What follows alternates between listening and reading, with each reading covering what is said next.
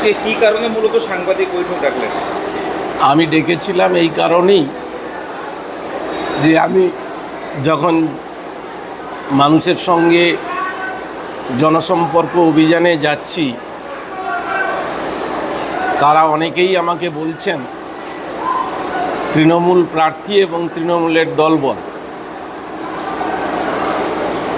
যে বিধায়ক এলাকায় দেখতে পাওয়া যায় না এবং তিনি কোনো কাজ করেননি এবং এমন এমন হাস্যকর অবস্থা তৈরি করেছেন।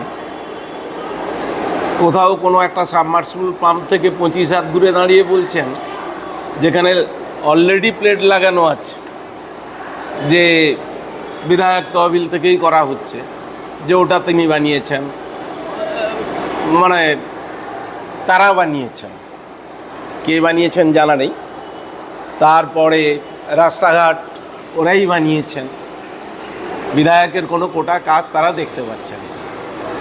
অবশ্য দেখতে পাওয়া উচিতও না, কারণ এগুলো হয়তো পড়াশুনো একটু করতে হয়, পড়াশুনো করলেই জানা যায়।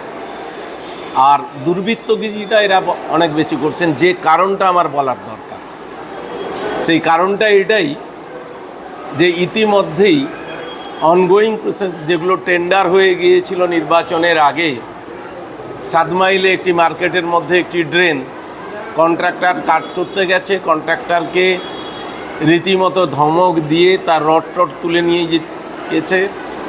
যেটা মাটি ড্রেজিং করেছিল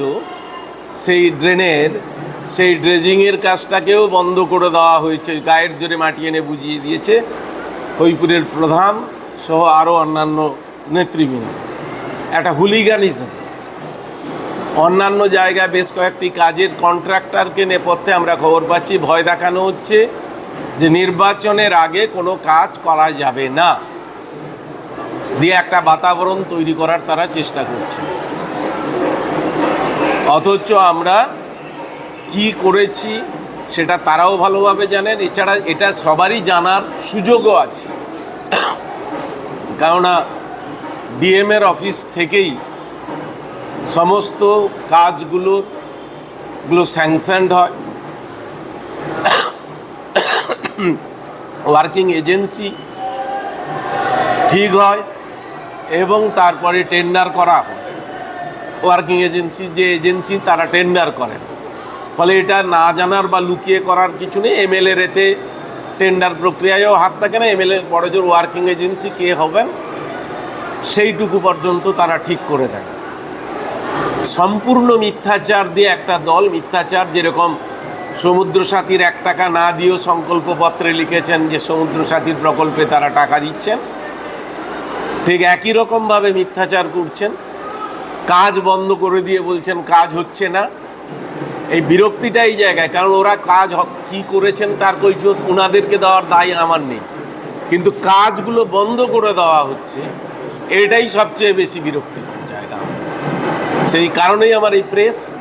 এবং আমি হয়তো ভেবেছিলাম যে এগুলোর জবাব দেবো না, কিন্তু সাধারণ মানুষের জানার দরকার আমার কি কাজ আছে বা নেই।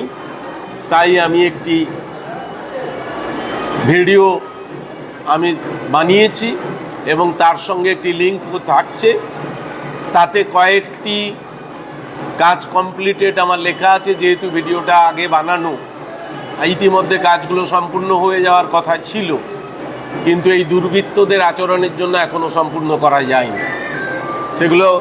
সেইগুলোকে কালেকশন আমার করা যায়নি, এইটুকুই মাত্র।